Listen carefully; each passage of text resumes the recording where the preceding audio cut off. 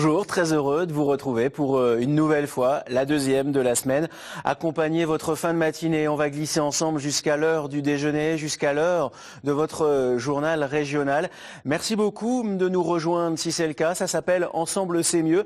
Et c'est votre nouveau magazine sur France 3 pour accompagner vos matinées, vous parler de ce qu'il se fait de mieux à côté de chez vous, partout en Nouvelle-Aquitaine, vous parlez d'entraide, de solidarité, vous facilitez la vie, partagez avec vous des bons plans. Oui, c'est ça, et avec nous, une équipe d'experts et de chroniqueurs redoutables. Ils ont les réponses à toutes les questions qu'on leur pose. Et qui pose les questions ? Mais c'est vous. Et comment vous les posez ? Eh bien, en nous laissant un message, par exemple, sur notre répondeur.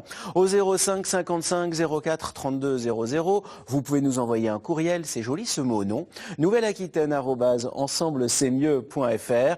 Ou bien vous allez sur Facebook et vous tapez Ensemble c'est mieux sur France 3.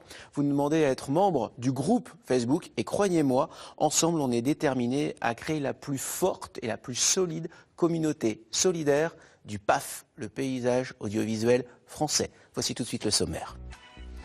On va parler aujourd'hui des tiers-lieux. Alors que sont les tiers-lieux ? Où sont-ils répartis dans notre région ? Lieux de vie, lieux de travail, lieux de connexion entre les êtres humains. Raïssa Troipousse est intéressée aux tiers-lieux. Elle vous dira tout. Elle a plein de trucs et d'astuces à partager avec vous.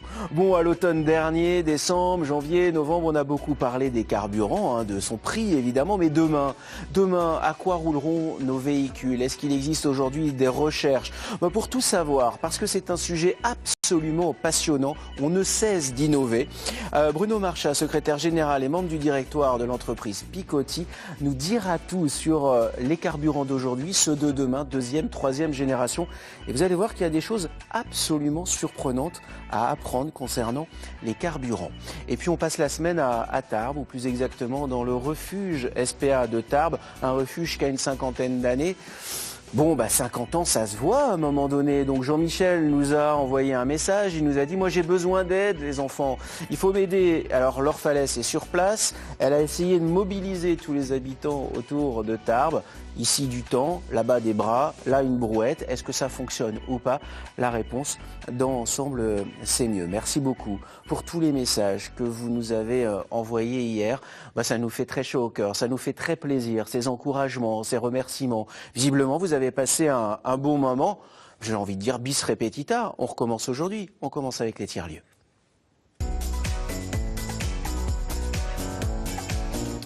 Bruno Marchas, bonjour. Raïssa Troipousse, bonjour. Ravi de vous accueillir tous les deux sur ce plateau. Vous essuyez pas les plâtres, ça c'était hier. Il y en a deux qui sont passés avant vous hier. Bon, la place est chaude, tout va très bien, ça s'appelle Ensemble c'est mieux. Raïssa, vous avez décidé de vous intéresser au tiers-lieu. Bon, je suis certain que beaucoup d'entre vous, de ceux qui regardent cette émission, se disent « Mais c'est quoi un tiers-lieu » ? C'est ça. Eh bien, je vais vous donner la définition. J'espère bien. Un tiers-lieu, c'est un espace hybride entre votre domicile et votre lieu de travail. Alors, on va y trouver tout ce qui se raccorde à votre domicile, c'est-à-dire un espace convivial. On va y trouver une zone de partage, une cuisine où vous pourrez échanger, discuter entre vous. Donc ça, c'est pour la partie conviviale, cosy, maison. Et il va y avoir aussi cet aspect professionnel, travail, où il va y avoir des salles de travail, des bureaux, des salles de réunion, du Wi-Fi, de l'imprimante mis à votre disposition. Vous qui bougez tout le temps, c'est pas mal ça comme idée. C'est pas mal, effectivement. Ça fonctionne bien. Ouais. Tous les tiers-lieux sont différents ? Ah oui, chaque tiers-lieu est unique en fait. Ce qui va faire la différence entre les tiers-lieux, ça va être bien sûr l'esprit du tiers-lieu, les fondateurs, mais aussi les utilisateurs. Parce qu'en fait, la particularité du tiers-lieu, c'est que ce sont les utilisateurs qui le font vivre. Ah oui, bien sûr, Ouais. bien sûr. C'est souvent des grands espaces. Et vous allez le voir, il y en a partout en Nouvelle-Aquitaine, quasiment 200. On va revenir en détail là-dessus. Un exemple de tiers-lieu. Ouais. Alors on peut partir là. Oui, allons-y. Allons-y, à Aix-sur-Vienne, donc, avec le tiers-lieu Le Temps de Vivre, qui est géré par Claire Jacquemin. Et Claire Jacquemin est en ligne avec nous. Bonjour Claire. Bonjour. Raïssa m'a dit, moi je veux bien parler des tiers-lieux, mais il faut parler de ce tiers-lieu-là, parce qu'il a été créé par Claire et il s'y passe des choses. Elle a eu raison. Il s'y passe plein de choses, oui, bien sûr. Mais après, les choses qui s'y passent, ce sont uniquement les habitants qui les proposent. C'est un lieu qui est vraiment source d'initiatives, d'expérimentation, et c'est ça qui en fait la richesse.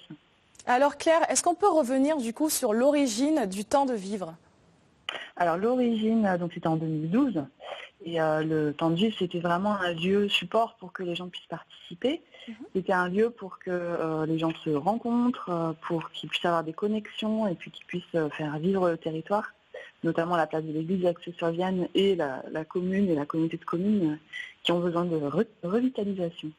Alors ça veut dire quoi? Ça veut dire qu'Aix-sur-Vienne, bon, c'est pas très loin de Limoges, on n'est pas tout à fait en zone rurale, parce que bon, on est près d'une grande ville, mais du coup ça s'adresse à qui concrètement? Alors là, il y a vraiment un besoin sur notre territoire pour que les familles puissent se retrouver, Ouais. les personnes âgées ou alors aussi des personnes plus isolées comme les agriculteurs. C'est des lieux de vie et de convivialité et pour ça, ça marche bien parce qu'il y a de l'intergénérationnel, il y a du mélange social. Ça nous parle ici, l'intergénérationnel. Raïssa. Et du coup, donc on entend parler de partage. Quelles sont les valeurs défendues justement par le temps de vivre?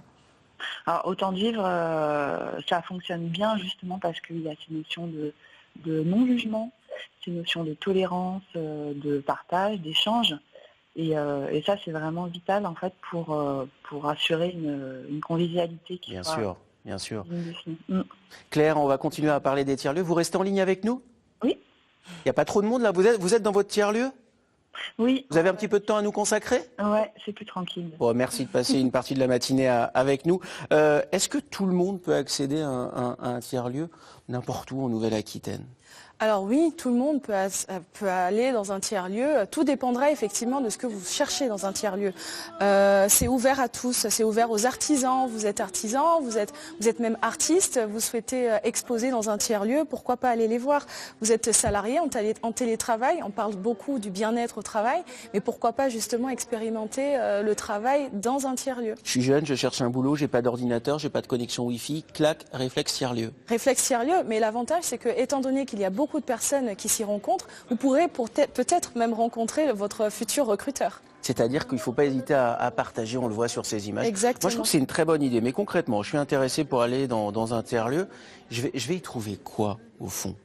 Vous allez trouver plein de choses. Alors, il peut y avoir des expositions, comme je vous ai dit tout à l'heure. Il peut y avoir de la mutualisation d'outils, parce qu'il y a des tiers-lieux où il y a des espaces de stockage. Donc, vous pouvez utiliser aussi les outils qui sont mis à disposition.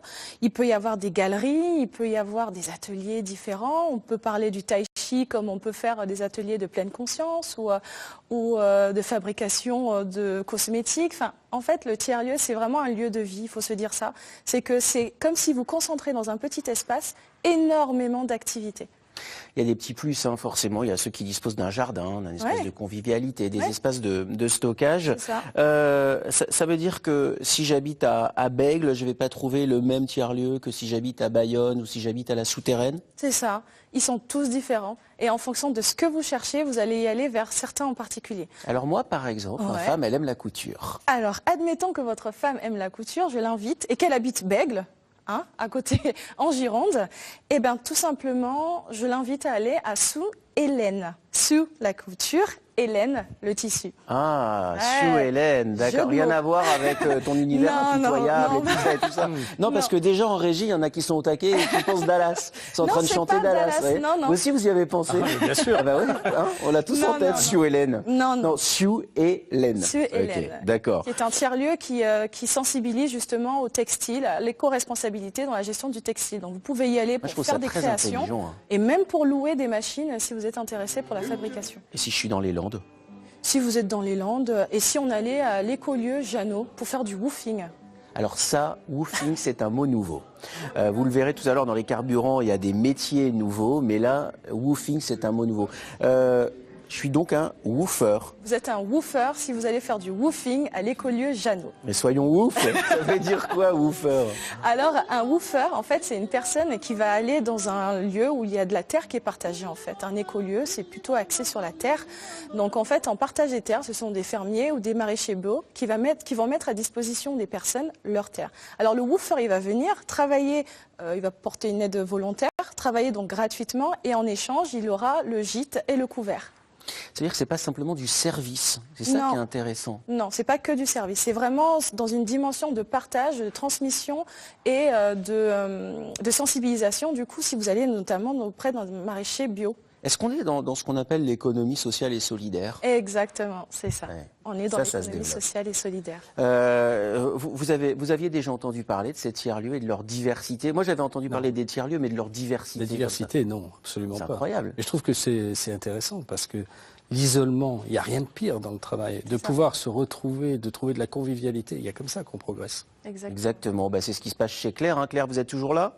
Oui, je suis toujours. Vous avez créé ce tiers-lieu à Aix-sur-Vienne. Alors, bon, Raïssa le disait, évidemment, un tiers-lieu vit par ceux qui y vont, mais j'imagine que ceux et celles qui le créent donnent un esprit. Quel esprit, vous avez souhaité créer à Aix-sur-Vienne dans votre tiers-lieu? Moi, j'ai souhaité créer un esprit vraiment pour les familles. Familial, c'est ça. Ouais, familial. L'ADN, c'est ça, ouais. Que chacun se sente vraiment à l'aise. Et après, le fait d'évoluer au fur et à mesure, on a cette volonté d'essaimer aussi, d'expérimenter et du coup de faire en sorte qu'il y ait d'autres lieux comme ça qui puissent se créer ailleurs. Ouais, mais du coup, Claire, vous, avant de créer ce tiers-lieu, est-ce que vous aviez vous-même fréquenté des tiers-lieux? Dans d'autres villes, ouais. Et puis en oui. Allemagne, il y en a quelques-uns, ouais. C'est ça qui a été le En fait, déclencheur? hybride, comme ça. Oui, c'était progressif et en fait, dans les tiers-lieux, il y a souvent une diversification d'activités qui, en milieu rural, est quand même nécessaire pour pouvoir tenir pour une entreprise. Moi, je trouve ça très intéressant. Puis en plus, l'univers familial, ça veut dire qu'on est en train déjà là de parler de transmission si on y va avec ses enfants. Bon, on a appris un nouveau mot, Claire, mais vous le maîtrisez, c'est woofer. Si je vous parle de Fab Lab, à la maison, vous dites, tiens, ça va rapporter au Scrabble. Oui, d'accord. Ça veut dire quoi, Fab Lab? Fab Lab, laboratoire de fabrication. En fait, c'est un lieu, comment vous dire? Admettons, vous voulez créer un objet. Ça peut m'arriver. Donnez-moi un exemple d'un objet. J'ai envie de créer Ouais. un truc simple ou un truc compliqué? Parce que truc- là-dedans, ça... Un truc simple. Un truc simple, un presse-purée. Un presse-purée, ok. Vous voulez créer un presse-purée. Oui. Alors vous allez aller, mais vous n'avez pas les outils pour pouvoir créer un presse-purée. Rarement avec moi. Voilà. Alors vous allez aller auprès d'un Fab Lab et en fait dans ce Fab Lab vous allez trouver des logiciels qui vont vous permettre de conceptualiser votre objet. Ensuite il va vous permettre d'avoir accès à des outils pour pouvoir le fabriquer clairement, Toujours en le partage. prototyper, toujours en partage parce que ce sont des personnes qui maîtrisent leur outil et l'objectif c'est vous transmettre en fait, vous apprendre à créer votre outil aussi par la suite. Donc du coup J'ai une autre idée, un lampadaire design. un lampadaire design, c'est pareil, c'est exactement la même chose. Vous avez le logiciel, vous faites, on va dire sur Une maquette. logiciel, une maquette. Ensuite, vous l'imprimez, un prototype en version mini. Et puis après, vous mettez la forme. Donc vous pourrez même accéder à un découpe laser, une fraiseuse. Ça va, ce qui est intéressant, je trouve, je parle sous votre contrôle, mais c'est la diversité des thèmes. On peut y aller pour faire un CV, pour apprendre à cuisiner, à coudre, échanger avec des gens qui ont l'expérience. Et il y a des lieux de rencontre comme ça. On voit bien à quel point il existe une diversité. Est-ce qu'il existe une diversité aussi géographique sur l'ensemble de notre région? Ah oui, on y trouve un peu partout en fait, dans tous les départements. Et il n'y a pas de différence grande ville, petite ville. Tout part, comme Claire l'expliquait tout à l'heure, d'un besoin en fait. C'est un besoin local, un besoin de se retrouver, un besoin de communier et d'être dans la solidarité. C'est à quasiment 200 répertoriés par notre Exactement. région, 192, 43 en milieu rural, 43 en agglomération, 32 en métropole. Ça veut dire que je trouve qu'il y a une couverture qui est relativement équitable, que l'on habite la campagne, les grandes villes ou bien les villes moyennes, Ouais, c'est comme Claire par exemple à Aix-sur-Vienne. Merci Claire d'avoir accepté notre invitation. C'est avec plaisir. Merci. Merci et longue vie à votre tiers-lieu, bien évidemment. Merci Raïssa. Et puis pour en savoir plus, j'ai vu que Bruno vous écoutait avec un œil attentif. Il y a la coopérative des tiers-lieux. Vous allez sur ce site-là. Bon, il y a une carte. Je suis allé sur la tablette chercher. Il y a une carte. On voit exactement les tiers-lieux qui vous correspondent. Vous grossissez, clac, vous habitez ici. Et là, vous avez tous les tiers-lieux, par exemple, autour d'Angoulême. C'est en Charente. Et puis, si vous voulez aller plus loin, il en existe aussi. C'est l'avantage aussi, évidemment, du partage sur Internet. Vous voulez poser des questions à Raïssa? Mais c'est tout à fait possible. Vous pouvez bien évidemment le faire. Quel outil on met en place pour pour le faire, c'est très simple. Vous pouvez lui laisser un message sur le répondeur 05 55 04 32 00. Et puis après, on vous écoute et on entend votre voix, tout ça. Et ça nous fait évidemment très plaisir. Et puis le mail nouvelle-aquitaine@ensemblec'estmieux.fr. Écrivez-nous, réagissez à cette émission. Vous le savez, c'est évidemment la vôtre. Elle est faite pour ça. On passe la semaine où? On passe la semaine à Tarbes. C'est le feuilleton de la semaine. Laure Falès est notre envoyé spécial. Il y a là-bas un refuge qui a été créé il y a une 50aine d'années. Jean-Michel nous a envoyé un message hier en nous disant voilà, comment vous dire, tout seul j'y arrive pas, j'ai besoin de boulot, de gens pour bosser avec moi, il y a du boulot à faire, il faut le restaurer ce refuge pour le bien-être des animaux. Alors Laure est partie sur place, voilà ce qui vous attend aujourd'hui. Bonjour à tous. Hier, nous avons rencontré Jean-Michel qui travaille au refuge animalier. Il nous a fait part de sa problématique. En effet, le refuge nécessite la mise en place de travaux de rénovation afin de pouvoir accueillir au mieux les animaux. Il dispose de peu de moyens et aujourd'hui, nous allons secourir et aider Jean-Michel pour pouvoir trouver du matériel de chantier, mais aussi des personnes qui vont pouvoir nous prêter main forte. Restez pas plantés là, on y va. Allez. Bah ouais. Bah alors, faut la suivre, Laure Falès. Vous avez vu, elle est motivée, elle est un peu au taquet. Donc, est-ce que les habitants ont répondu à son appel? C'est ce qu'on va découvrir dans quelques instants. Quelque chose nous dit ici que oui, évidemment. Merci de nous rejoindre. Si c'est le cas, on accompagne votre matinée. Ça s'appelle Ensemble, c'est mieux. Si vous saviez comme on est content d'accompagner la fin de votre matinée, de glisser comme ça jusqu'à l'heure du déjeuner et de vous dire tout ce que l'on peut faire ensemble pour essayer de créer une grande communauté solidaire et partager aussi avec vous des informations pratiques pour vous faciliter la vie. Aujourd'hui, on parle de carburant.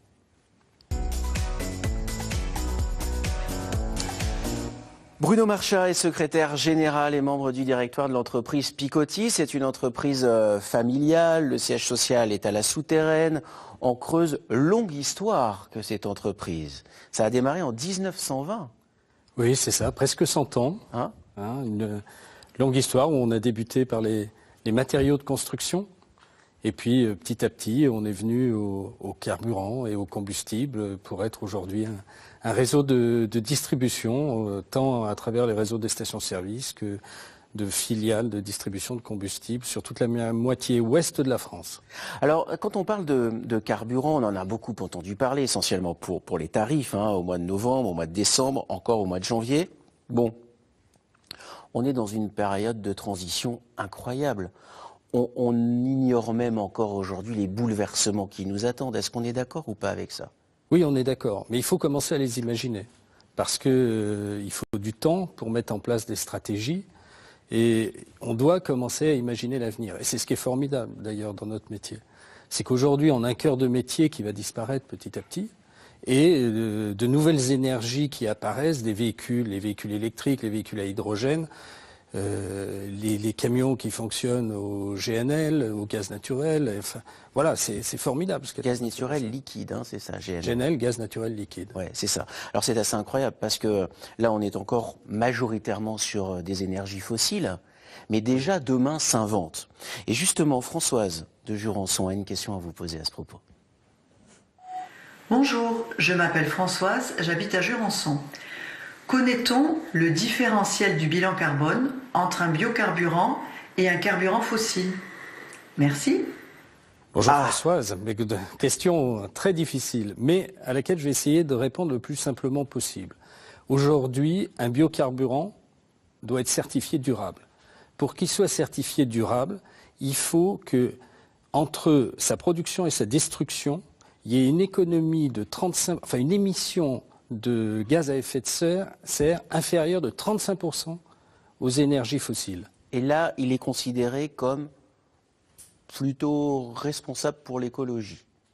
Voilà, on va dire qu'il y a des méthodes de calcul qui sont constantes. C'est ça qui est important. Elles sont contestées par certains, mais voilà, elles sont constantes, elles existent. Après, ça pose d'autres questions, bien évidemment. Est-ce que Parce qu'on comprend bien qu'on nous incite à aller vers l'électrique, par exemple. Certains disent, bah non, mais l'électrique, finalement, c'est pas le Graal, peut-être que le gaz, c'est mieux. Puis d'autres disent, bon, il est urgent d'attendre, il y a d'autres énergies qui vont arriver. Est-ce qu'on parvient à sortir une alternative de tout ce que l'on nous invente et de tout ce que l'on nous propose? Alors, il faut voir, faut raisonner en deux temps. Aujourd'hui, quelles sont les solutions? Pour des gens qui disposent d'un véhicule essence, aujourd'hui, ils ont intérêt à faire installer le boîtier E85. L'E85, c'est entre 65% et 85% d'éthanol mélangé à l'essence. Ouais. La différence, c'est que le litre est à 0,65. Ah oui. C'est pas pareil. Et le boîtier Par vaut contre, pour combien? être tout à fait honnête, c'est 15% de consommation supplémentaire, mais malgré tout, c'est On une économise économie quand de même. plus de 50% par rapport à un litre C'est pas d'essence. rien. Et le boîtier, je ne sais pas trop, mais on doit être aux alentours entre 400 et 500 euros. Et Mais une c'est partie rentable, ça. Une partie est financée à travers des aides. Oui, ça c'est rentable et c'est vraiment la solution d'aujourd'hui. Alors, mais vous, par exemple, vous stockez, vous distribuez de l'énergie fossile et déjà dans vos stations-service, vous installez des branchements électriques pour les voitures électriques. Alors, est-ce que c'est l'avenir ou pas? Oui, enfin, on se dit que l'électricité a un avenir, c'est certain, mais maintenant, si vous voulez, il y a une autre problématique, parce qu'on installe des bornes électriques parce qu'il faut apporter ce service aux clients, mais les hôtels installent aussi des bornes électriques. Ben oui. Ce qui fera la différence demain, c'est la puissance de ces bornes électriques. Si on est capable d'alimenter à 350 kW, on pourra recharger une voiture en 20 minutes. C'est ce qu'on appelle les bornes à rechargement rapide. Tout le monde ne pourra pas installer ça. Nous, on va essayer de le faire, on va réfléchir au maillage, mais c'est un sujet qui est très important pour l'avenir. Mais tout le monde se cherche un petit peu là-dessus. Mais nous, enfin, en tant que consommateurs, Raïssa et moi, on se dit, mais en fait, demain, ça va être très compliqué de choisir parce que on est plutôt conservateur en tant que consommateur. Est-ce qu'on est dans la norme? Est-ce que le consommateur est conservateur? Oui, bien sûr. On le voit à travers le diesel. C'est difficile de passer à autre chose. On nous a vendu le diesel pendant des années. Aujourd'hui, on nous dit bah non, c'est plus ça. un problème de santé publique et c'est certainement pas faux. Mais il faut arrêter très vite. 2024, vous ne rentrez plus dans Paris avec un véhicule diesel. Et déjà, à partir du 1er janvier, avec les véhicules les plus anciens qui ne peuvent plus rentrer dans Paris. Donc là, il y a un vrai problème. Pose des questions. La vraie problématique que l'on rencontre, c'est que aujourd'hui, on voit plein de contraintes qui apparaissent. Ouais. Et des contraintes pour protéger l'environnement. Ça, c'est le côté positif. On a tous intérêt à protéger l'environnement et donc notre santé. Notre santé. Quand on voyage un peu à travers le monde, on se rend compte des conséquences du réchauffement climatique. Et c'est compliqué parce qu'il n'y a pas d'offre. Ben oui. La seule offre aujourd'hui que je peux vous faire, c'est l'E85, les véhicules avec ce qu'on appelle les véhicules ça, on nous dit flex changer, fuel. mais en même temps, en face, oups. Eh oui. Alors, les premiers véhicules électriques apparaissent, mais à 70 000 euros, qui va pouvoir se les acheter? Pas beaucoup de monde. Voilà. Alors justement, on en reste au carburant. Mais c'est quoi un carburant? Explication. Un carburant, qu'est-ce que c'est? Le mot carburant vient du latin carbo, ce qui veut dire charbon. Le tout premier carburant date de 1804 et il alimentait les locomotives. C'était tout simplement de l'eau chaude. Oui, vous avez bien entendu, au 19e siècle, on carburait à l'eau chaude. Mais assez vite, le charbon lui pique la vedette et la remplace. Pourquoi? Eh bien parce qu'il est plus puissant car il est plus inflammable. Et la chaleur est indispensable au bon fonctionnement d'un moteur à combustion. Explication. Le carburant entre et sort dans le moteur. Il est compressé par des cylindres, il s'enflamme et une fois devenu gaz, le carburant est évacué. En gros, démarrer sa voiture, c'est comme allumer une bougie. Aujourd'hui, le gasoil et l'essence sont les carburants les plus répandus dans nos stations-service. Mais ce sont aussi les plus polluants. Une voiture française émet 2 tonnes de CO2 par an et par personne, soit ce qu'un Français devrait produire sur une année en ayant une voiture, un téléphone, une habitation, en s'alimentant, etc., etc., etc. Il y a donc urgence. Mais rassurez-vous, il existe aujourd'hui des alternatives à ces carburants, comme le biocarburant composé de différents produits, comme le soja, le maïs ou encore les betteraves. De quoi faire une belle salade ou une belle balade. Alors ça semble anodin comme ça, mais ça ne l'est pas. Maïs, soja, betterave, ce sont des aliments pour l'homme ou pour le bétail. Ça veut dire que demain, il va falloir faire des choix. Absolument. Mais là, on parle de biocarburants de première génération.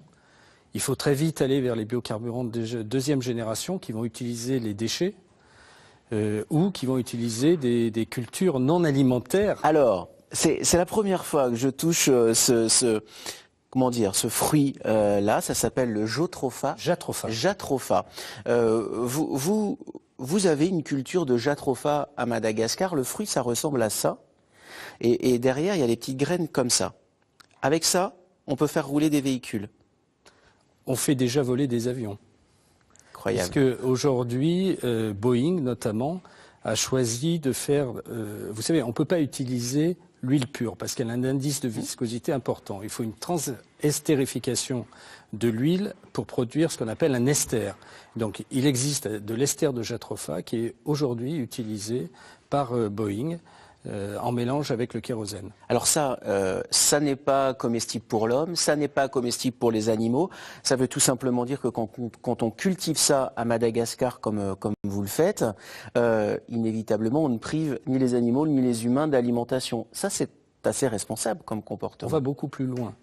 Vous savez que Madagascar, c'est un pays qui a connu la déforestation, une déforestation importante, puisque Madagascar a perdu 80% de ses forêts. En plantant du jatropha, on reboise. Et ça, c'est important. Mais en plus, quand on connaît la situation de Madagascar, et j'ai une pensée pour l'association AINA, que vous soutenez aussi, que l'on soutient ici à France 3, et qui fait un travail remarquable. Parce que quand on fait de la déforestation, c'est toute la chaîne alimentaire, et in fine l'homme qui en souffre. Et là, vous replantez la forêt. Oui, on profite en fait du fait qu'à Madagascar, il y a une saison des pluies, que cette plante a besoin d'eau, bien évidemment. C'est un arbuste d'environ 2 mètres de haut. C'est 1,80 m de 2 mètres. Et on a replanté sur une zone, pour être tout à fait franc, on n'y croyait pas vraiment parce que la terre, c'est du fer. Et vous voyez le fer en surface. On se dit que rien ne pousse. Rien ne pousse et rien ne poussait. Et malgré tout, on a planté quelques milliers d'arbres pour faire pousser ce jatropha. Alors c'est compliqué parce que notre ambition, c'est pas d'aller exploiter 20 000 hectares. C'est la propriété du paysanat malgache. Mais il faut 3 ans pour amener le jatropha à maturité. Le paysan malgache, lui, il a faim. Il a besoin de se nourrir. Il a besoin de revenus immédiats. Donc à côté de ça, on a des cultures vivrières au pied des jatrophas parce que ça fait de l'ombre. Et cette ombre est importante. On plante des arachides, on plante des haricots. On fait donc tout ça est responsable. Et absolument. Demain... Alors ça, c'est la génération 2 des carburants. La génération 3, c'est quoi? Alors la génération 3 sont les microalgues. Ah. Alors ça, c'est un autre sujet, donc des microalgues qu'on reproduit en laboratoire par clonage et qui permettent... C'est prometteur ou pas? Ça pourrait l'être, mais le coût est important et j'ai peur que le litre de biocarburant produit à partir des microalgues finisse par coûter très cher. Ensuite, il y a plein d'applications avec les microalgues, puisque on peut faire la nourriture pour les poissons, ça sert aussi pour les cosmétiques, ça sert pour un tas de choses. Et c'est peut-être plus intéressant pour l'industrie cosmétique que ça ne l'est pour les biocarburants. Que pour les biocarburants. Je reste prudent parce que nous avons aussi investi dans cette filière-là, mais je suis plus observateur. Alors justement, on observe aussi à France 3 tout ce qui se fait dans la région. On parle de carburant et on se dit mais qu'est-ce qui se fait de novateur? Bien, Jean-François Géat est allé à la rencontre d'un carburant vert en fait. Bon, on est l'une des régions les plus viticoles d'Europe, donc on cultive de la vigne et donc on a du marc de raisin. Et avec le marc de raisin, vous allez le voir, on peut faire du carburant. Mais si. Des pépins, des pots de raisin, des fonds de cuve. Chaque année, 10 000 viticulteurs viennent ici après les vendanges pour recycler le marc issu de la vinification. Une dépollution obligatoire, mais ces déchets valent de l'or noir. D'habitude, nous sommes aux alentours de 5 000 tonnes de marc. Cette année, nous allons atteindre les 7 000 tonnes. Donc nous allons les distiller, nous allons obtenir de l'alcool industriel et on va faire des biocarburants. Nous allons obtenir des pépins pour l'huile et de la pulpe de raisin pour faire de l'alimentation de bétail. Tout sera recyclé, trié, lavé, distillé. 5 millions de litres d'alcool à 95 degrés sortiront de cet énorme alambic d'ici le printemps prochain. Et cette distillerie coopérative va investir cette année pour produire de l'ED95, du bioéthanol pour poids lourds. L'avantage de ce carburant, c'est que nous avons moins 95% de CO2, on diminue de 95% de CO2, ce qui est énorme, et 50% les NOx.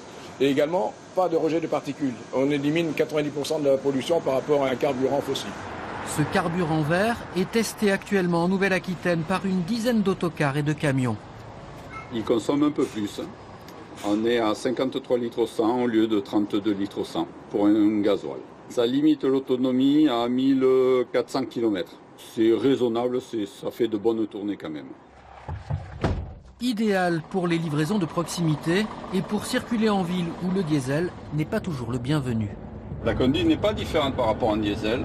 C'est simplement une conduite beaucoup plus souple, voilà. Cette entreprise girondine de transport de produits alimentaires tente l'expérience depuis 6 mois. Le bioéthanol est 20% moins cher que le diesel et malgré une consommation supérieure de près de 60%, le bilan reste positif. Au niveau de la maintenance, on est sur des coûts un petit peu plus élevés, mais ça ne fait pas reculer parce qu'on a quand même aussi des clients qui sont demandeurs d'analyser et de pouvoir transporter avec des véhicules qui ont un impact environnemental plus faible qu'un véhicule diesel classique. Homologué depuis seulement 2 ans en France, le bioéthanol est utilisé depuis des décennies en Suède. Et c'est un constructeur suédois qui a développé la motorisation adaptée. Il n'y a pas une énergie qui va remplacer le diesel, mais un bouquet d'énergie. À Stockholm, on roule avec de l'éthanol, on roule avec du biodiesel, on roule avec du gaz. On va panacher les sources d'approvisionnement et donc les technologies pour faire circuler les camions, les autocars et les autobus. La région Nouvelle-Aquitaine a déjà commandé 9 autocars. Avec la quantité de marc de raisin collectée dans le sud-ouest, près d'1 millier de véhicules pourraient au total carburer aux résidus de vigne. Alors moi je trouve ça intéressant. Parce qu'on est là aussi sur du transport en commun que l'on peut développer, du transport routier. Bruno Marchas, vous êtes secrétaire général et membre du directoire de Picoty. Merci de nous rejoindre. Si c'est le cas, vous l'avez compris, on parle des carburants. En fait, il y a 2 filières bio pour les carburants. 2 voies. Celle-ci s'inscrit dans la première, qu'on classifie dans la famille des alcools. Oui, la famille des alcools qui servent aux incorporations dans les essences. Et vous avez une deuxième filière qui est la filière huile, oléagineuse, huile animale et huile de récupération qui est incorporée dans les gazoles. Voilà, il faut bien distinguer les deux qui sont très différentes. Alors là, on voit ce bus qui a été testé au mois de novembre entre Dax et Mont-de-Marsan. Il a roulé justement avec ce fameux biocarburant sur les routes. On se dit que quand on commence une phase de test comme celle-ci, ça y est, on peut y croire, ou est-ce que je suis un peu naïf? Ah non, c'est un problème d'investissement. Les bus que vous avez présentés ou le camion que vous avez présenté roulent à l'ED95. L'ED95, c'est de l'éthanol, essentiellement de l'éthanol, 95% d'éthanol. Et il faut acheter les tracteurs qui vont bien avec la motorisation. Toujours un problème d'investissement. C'est un problème C'est-à-dire que vous êtes en train de nous dire que les professionnels ont le même souci que nous en tant que particuliers, sont des choix. Il faut avoir les moyens. Aujourd'hui, vous avez des professionnels du transport qui investissent dans des motorisations propres, comme les motorisations GNL, notamment, et ça se développe rapidement. Il y a ce type de carburant également qui se développe. Il y a une offre aujourd'hui extraordinaire. Ce qui est intéressant, c'est la manière dont il est produit. Et dans le reportage que vous avez présenté, on parle de déchets. Et la production se fait à partir des déchets. Donc on ne prive pas d'alimentation, ni les animaux, ni les humains. Ça, c'est quelque chose durable. Oui, alors ça, c'est un peu l'ADN de votre réflexion, j'ai le sentiment. Tout à fait. Une production responsable qui place l'humain au cœur du système. Oui. Je peux citer un chiffre. Oui, bien sûr. Je veux effrayer personne. Mais pour répondre aux besoins en Europe de biocarburants jusqu'en 2030, il faudra détruire 70 millions d'hectares de forêts à travers le monde. Vous savez ce qui se passe en Malaisie? On a détruit des forêts pour planter des palmiers pour produire de l'huile de palme. Que l'on met d'ailleurs dans les carburants. Les orang-outans sont en train de disparaître. Oui. C'est pas un développement responsable. Si ça, c'est pas une conclusion, madame, monsieur, ça fait réfléchir.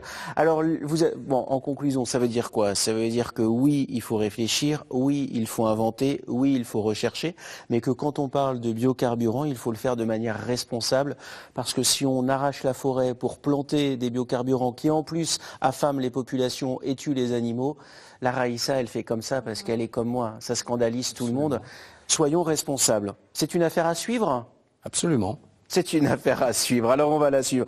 Merci beaucoup, c'est vraiment passionnant de comprendre que quand on allume son véhicule, il se passe plein de choses dans des bureaux dans lesquels on n'a pas accès, comme dans des entreprises familiales et régionales, comme la vôtre, qui en plus investit pour l'humanitaire, vous l'avez dit, et ça c'est plutôt très intéressant. Alors bien sûr, vous pouvez continuer à réagir tout au long de cette émission, par téléphone, par mail, faites-le, envoyez-nous vos témoignages, vous avez certainement des réactions, n'hésitez surtout pas à le faire. Et puis dans cette émission, vous avez aussi la parole.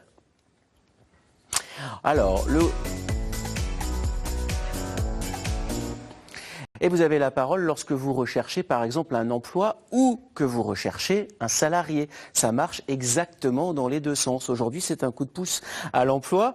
Direction la Dordogne, à Périgueux. Et si vous êtes plombier ou si vous êtes une femme plombier, alors cet emploi est pour vous. Il vous faudra une expérience réussie dans le domaine. Ça veut dire que si vous êtes un mauvais plombier, c'est pas intéressant. Ne postulez pas. Hein. Mais si vous avez réussi votre expérience, si vous avez les diplômes qui vont bien, si vous êtes motivé, dynamique, et si vous travaillez le PVC et le cuivre, ce qui est hyper bien, alors cet emploi peut vous intéresser. Vous envoyez votre CV, votre lettre de motivation à l'adresse suivante, boulazac@work2000.fr. Et comment vous dire, plombier c'est un métier rémunérateur, c'est aussi une filière porteuse. Si vos enfants ont envie de se diriger vers ces métiers-là, regardez, la preuve en est, c'est qu'on recherche évidemment des salariés dans ce secteur-là. C'est le coup de pouce à l'emploi. On vous donne la parole dans Ensemble c'est mieux.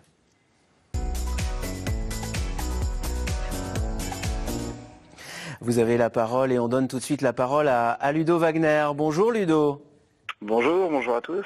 Alors, le festival Earthfest aura lieu les 11 et 12 janvier prochains. Bon, c'est pas un festival tout à fait comme les autres. Hein. En quelques mots, de quoi s'agit-il ? Eh bien, en plus d'être un festival qui va mêler beaucoup de styles de musique très très variés, on est tous là pour un objectif bien précis, c'est de filer un coup de main à la petite Oriane, qui est une petite gamine qui a 11 ans et qui est en fauteuil. Et puis le quotidien n'est pas simple, donc on a décidé de tous donner un peu de notre temps, un petit peu de notre énergie pour pouvoir pour Oriane. Et puis, Oriane souffre d'une infirmité motrice cérébrale, hein, donc c'est évidemment pas simple pour elle. C'est pas simple pour sa famille, son entourage évidemment. Alors il y a ce festival-là avec des artistes comme Cyril Gallet que je salue qui sera sur la scène. C'est les 11 et 12 janvier à Verteuil. Très beau château d'ailleurs à Verteuil en Charente. Si je me trompe, c'est bien là où il y a un très beau château qui appartenait à la famille de La Rochefoucauld. Et qui appartient toujours, c'est un magnifique, magnifique château.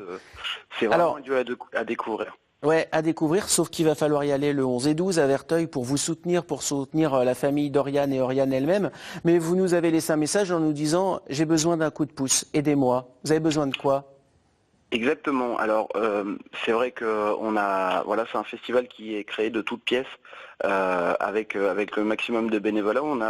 On se dit toujours, c'est un petit peu la devise du festival, c'est qu'on n'a pas l'argent, mais on a beaucoup d'idées, on a beaucoup d'envie. À partir de ça, on peut généralement soulever des montagnes. Et puis là, dans le concret, en fait, on a un besoin de tout ce qui est Tivoli pour pouvoir créer un espace supplémentaire de la salle. Donc du coup, on a la recherche de Tivoli d'une manière un peu urgente puisque... le montage commence là, mercredi, jeudi, j'imagine, pour le week-end. C'est ça. C'est la semaine décisive où c'est très sportif parce qu'il faut être dans tous les sens. Donc, c'est un besoin très urgent du coup. Puis vous avez besoin de bénévoles aussi ou pas ? Des bénévoles et puis j'ai envie de dire un maximum de monde dans la salle pour vivre ce joli moment avec nous. On va vous donner un coup de pouce là aussi, on va vous aider, vous avez pris la parole, vous avez bien fait. Alors on résume, Earthfest c'est les 11 et 12 janvier prochains, c'est pour aider la famille d'Oriane qui souffre d'une infirmité motrice cérébrale, avec des artistes de tous horizons, il y en aura pour tous les goûts, de la chanson française à des choses plus rythmées, vous allez vous amuser, donc allez à ce festival, parlez-en autour de vous.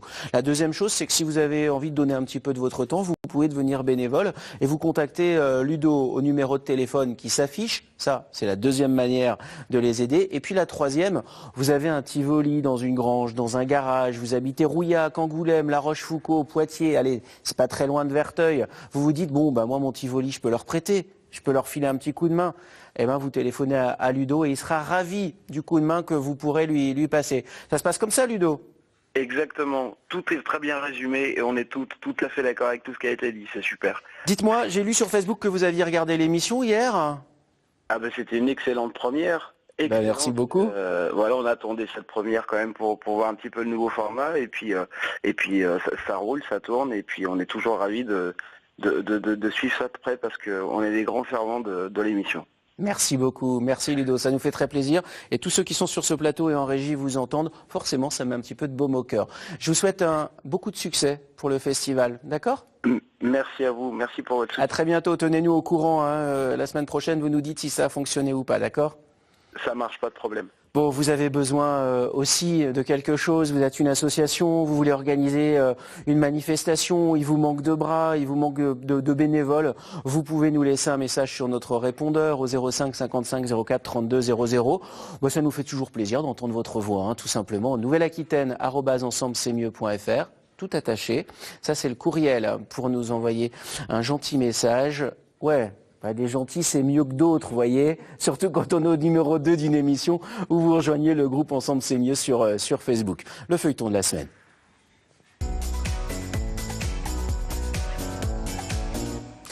Alors, imaginez 1950 à Tarbes. Forcément, des animaux qui sont abandonnés. On construit un refuge SPA. Il y en a partout dans notre région, on est bien d'accord. Mais 50 ans après, le refuge de Tarbes, lui, est exactement dans le même état qu'il y a 50 ans. Et pourtant, les bénévoles vraiment ont essayé de maintenir ce refuge-là. Jean-Michel, hier, nous a laissé un message. Laure Fallès est allée sur place. Résumé, si vous n'étiez pas là hier.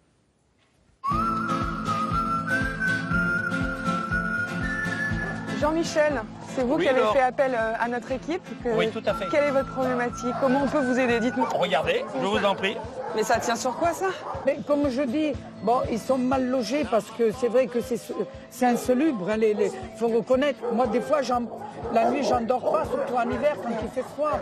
Donc l'idée, c'est qu'on aille trouver de l'aide. On va peut-être s'adresser à des entreprises de BTP du coin qui pourraient nous filer un coup de main, peut-être du matériel. Et comment vous dites, vous? Parce qu'ensemble, c'est mieux.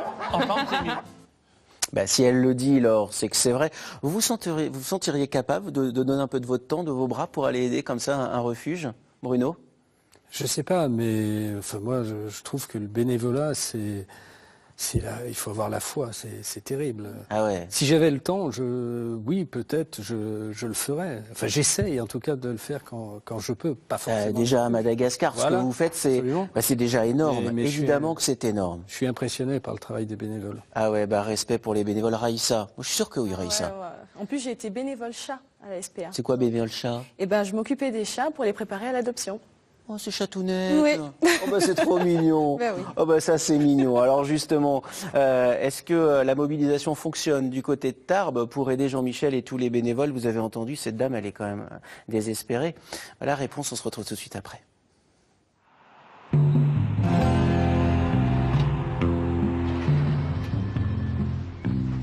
Bonjour.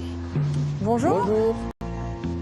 Je suis avec Jean-Michel qui est donc en charge des travaux dans le refuge.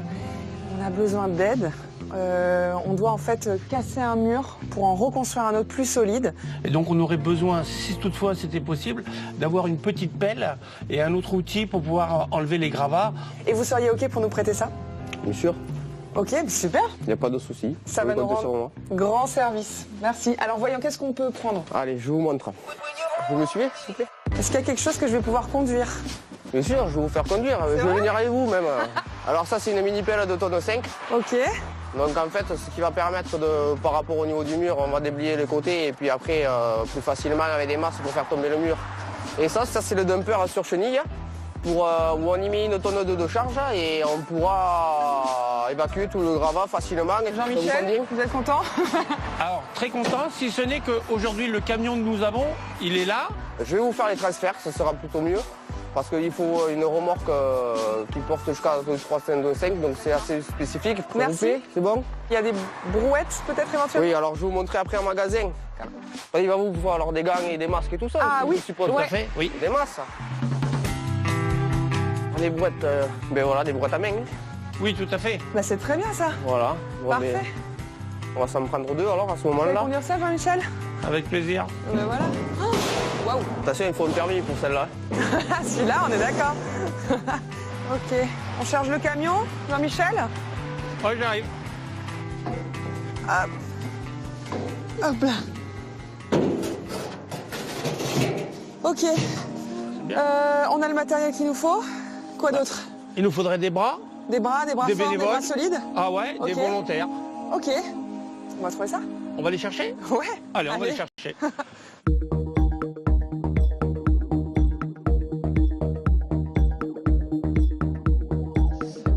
Monsieur, bonjour. Je suis avec Jean-Michel qui travaille dans le refuge à côté. On est en train de l'aider à rénover. La SPA de Tarbes, on la rénove. Et vous faites passer cette information-là à vos amis, etc. Bon, on a beaucoup de main-d'œuvre, vous voyez, vous avez des costauds là, on va faire comme ça. Merci beaucoup. On est solidaires, vous savez. Le refuge pas loin. Pas compris, français. Ah d'accord, je parle pas portugais. Parce que là, vous en avez combien là, actuellement là? Alors, les chiens, on les compte pas parce qu'aujourd'hui, on a par exemple 30, 40. Et demain, on peut en avoir par exemple 55. Bonjour. Bonjour. On a besoin de main forte cet après-midi pour nous aider sur le chantier. Est-ce que vous seriez motivé pour nous filer un coup de main?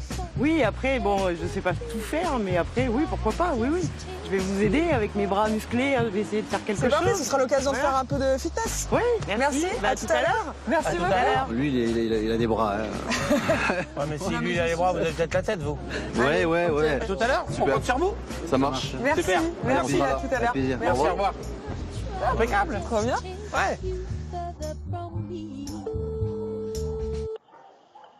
Maxi Zoé Boss Caroline, bonjour.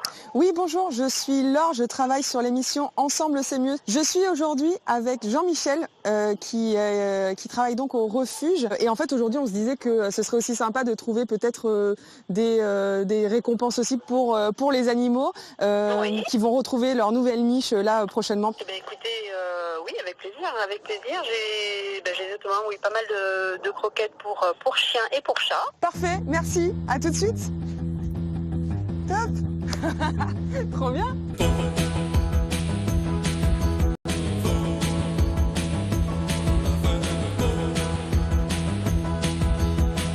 Bonjour, vous êtes Caroline? Bonjour. Oui, c'est ça. On s'est eu au téléphone? Oui, d'accord. C'est Laure. Je suis avec Bonjour. Jean-Michel. Oui, Jean-Michel, ça va? Enchanté. Bon, tout est prêt. On va aller chercher les caddies. Parfait. Voilà, avec des petits cadeaux en plus, Mais des petits c'est peluches. génial. C'est génial. Croquettes, peluches. Ouais. C'est parfait. Voilà, il y en a pour les chiens, il y en Non, a mais là, pour les chats. on est gâtés là. C'est trop bien. Merci pour eux. Allez, Merci. Merci Bon, bah, on va pour changer nos la animaux. voiture là. on va Ils vont charger. être refaits. Ah, c'est super. Merci beaucoup. Eh bien, avec plaisir. Merci. Et puis, à très bientôt. Bonne continuation. Merci encore. Merci pour eux. beaucoup. On y va? Allez, on y va. Les bêtes nous attendent. Faites un effort, quoi. Les amis, on est en train de se dire que si à la maison vous avez un paquet de croquettes, une couverture, un manteau, il y a forcément un refuge SPA à côté de chez vous qui en a besoin aussi. Hein. Le refuge SPA de Tarbes n'a pas le monopole. Et puis en plein hiver, apporter un pot de croquettes, un sac de croquettes, une couverture, un manteau, c'est toujours bien. Vous voulez que je vous dise? Alors, après, voilà, on a le matériel. Visiblement, on a des bénévoles. Qu'est-ce qui va se passer demain? La réponse. À part faire une petite diète pour retrouver son summer body, Vic va bien. Oui.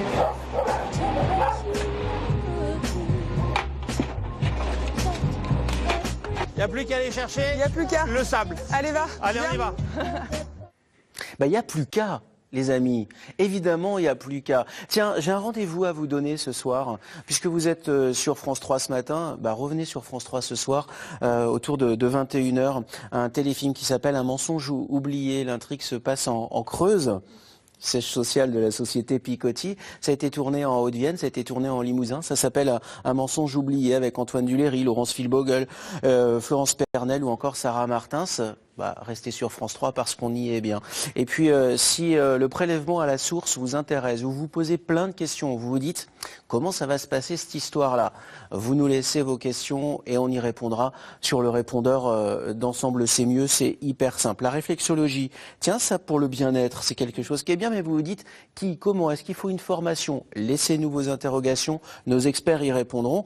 Et puis les plantes dépolluantes. Dans une maison, ça peut toujours être intéressant d'avoir des plantes qui dépolluent. Oui, mais lesquelles? Vous avez vos astuces, vos trucs? Laissez-nous un message. L'info plus du jour.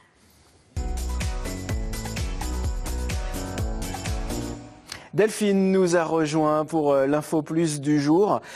Elle était en coulisses, elle vous écoutait, elle se disait les carburants, deuxième génération, les carburants bio, ceux qui sont de l'alcool, ceux qui sont de l'huile, on comprend tout, on va se diriger vers ça. Et elle a dit, j'ai une idée. Mais moi je maîtrise les carburants, hein, ça c'est sûr. C'est pas moi qui ai eu l'idée. Hein. Ce sont 3 étudiants. On ne sait pas à quoi tu fonctionnes, à quoi tu carbures souvent. Moi je carbure, ça c'est sûr. C'est pas la même chose. Non, 3 étudiants de l'IUT génie chimique de Périgueux, donc c'est la Nouvelle-Aquitaine, un Cocorico, qui ont eu une idée un petit peu incongrue. Pourquoi? Du carburant à base de graisse de canard. Mais non. Mais bien sûr. Non, c'est un procédé très sérieux. L'idée consiste à utiliser la graisse animale comme carburant. Alors, il y avait eu des essais avec la graisse de porc ou la graisse de bœuf, mais ça fonctionnait pas assez. C'était pas assez fluide. La graisse de canard est plus fluide et plus adaptée. Alors, en ce moment, ces étudiants, ils sont 3 planches sur un mélange graisse-éthanol qui semble d'un très bon rendement et qui répond aux exigences sanitaires. Ça risque peut-être d'être un petit peu cher. En 2011, des tracteurs du Périgord tournaient déjà à la graisse de canard, hein, il faut le savoir. Vous saviez ça, Bruno? Ah oui. Du coup, il n'y avait pas de mouettes derrière les tracteurs, il y avait Delphine qui courait parce que ça sentait le foie gras. C'est ça, carburant musculaire. Alors, il y a d'autres tentatives qui ont eu lieu avec des produits assez insolites, du carburant à base de bière ou encore de café, de chanvre et même à partir de déchets et de chocolat. En 2009, une voiture qui s'appelait Formula 3 était partiellement construite en légumes, si, c'est vrai, et biodiesel composé à 30% de déchets issus du chocolat. Donc il va en parler juste après les fêtes. Ouais, bien sûr. Tu pars en vacances, tu bouffes ta bagnole. Et c'est logique. Vous reste de la graisse de canard, du chocolat. Essayez. Christophe prendra la facture. Oui, on peut y croire. Ah, pourquoi pas, hein. On peut y croire. Et puis un zoom sur le t-shirt de Delphine. Tadam. Parce que la société Picotti dans laquelle travaille Bruno soutient l'association AINA qui intervient à Madagascar. On a bien compris que tout ça là-bas se faisait de manière très responsable. Et on salue Dominique Mathieu, qui est la déléguée régionale d'AINA, investie comme jamais. Là aussi, quand on parle d'humanisme, de solidarité, d'entraide, on est en plein dedans. Bravo pour ce que vous faites. Bravo, évidemment, parce que c'est tellement, tellement important. Merci Delphine. Merci. Donc, tu nous as pas apporté le truc qui est autour de la graisse ou qui est dans la graisse, non? Non, c'est venu qu'avec l'info, en fait. Non, les téléspectateurs, vous faites les essais chez vous et si ça ne fonctionne pas, envoyez les factures à Christophe. Oui, d'accord. Bon, justement, demain, on essaiera de faire des économies. On parlera d'achat groupé, professionnel ou personnel. On peut économiser quelques sous en achetant, par exemple, son fioul domestique à plusieurs. On parlera du vaccin contre la grippe. Ça va bientôt être de saison, les amis. Donc on parlera du vaccin contre la grippe avec notre médecin expert. Merci beaucoup à tous les 3. Excellente fin de journée. Dans quelques instants, votre journal régional sur France 3. Je vous embrasse et je vous donne rendez-vous demain à 10h50 parce qu'ensemble c'est mieux.